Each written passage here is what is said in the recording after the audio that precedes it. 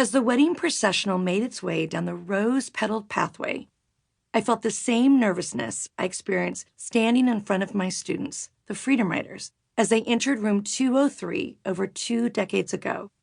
That day, I wore polka dots and pearls. But today, as the officiant of this wedding, I partnered my pearls with a robe given to me when I received an honorary doctorate degree. I wanted to look official, but standing in the sun in the black robe reminded me of how hot I used to be standing in my old classroom without air conditioning. I always worried that my students would see me sweat and figure out my imposter syndrome. I worried that the wedding party would see the same. When the father of the bride stood in front of me, arm in arm with the beautiful bride, he nodded at me as if to say, "I'm ready for you to ask the question." I smiled, nodded back, but I had no idea what the question was. Another common sentiment I faced in class. I'd missed the wedding rehearsal and subsequently my cue. My mother had died a few days earlier, so I was winging it. Another thing I did in class. A trickle of sweat. I was supposed to ask, "Who gives this bride away?" To which she would have proudly answered, "Her mother and I." Since the only other wedding I'd officiated included 2 grooms, that line was not in my script. The second standing before the eager father felt like hours. All eyes were on me. I felt a pang of angst. What am I doing here?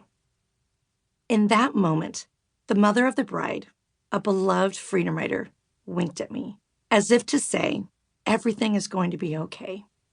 Well, I didn't learn about my faux pas until the father-daughter dance, having my former student assure me not to sweat the small stuff was a welcome role reversal. The mother of the bride was as confident at her daughter's wedding as she was in my class in room 203.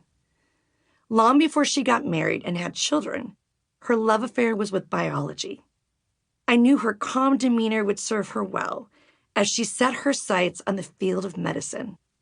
But this brilliant and inquisitive student was deterred from going off to college with her fellow Freedom Riders because she was undocumented.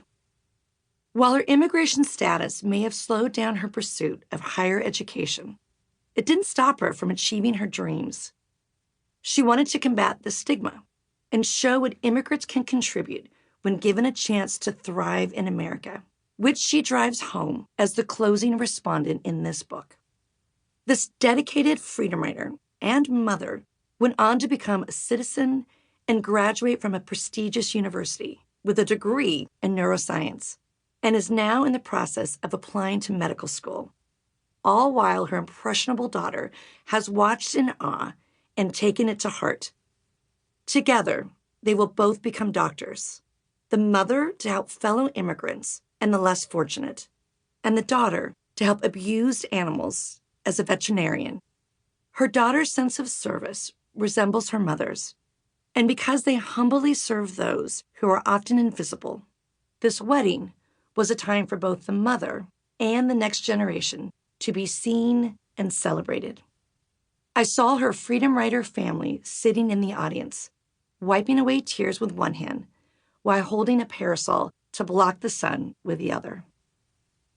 The same cadre, just days earlier, had rallied for me. They wiped away my tears and lifted me up when my mother had passed. My mother lost her struggle with Alzheimer's as the authors of this book and I were taking a virtual tour of Anne Frank's attic on what would have been Anne's 92nd birthday. Hours earlier, I was not sure my mom even knew who I was anymore. She did not speak while I was at her bedside, but as I was leaving, I said, "I love you, Mommy," to which she replied, "I love you too." Now, as I stood in front of the bride and groom, the cycle of life was not lost on me.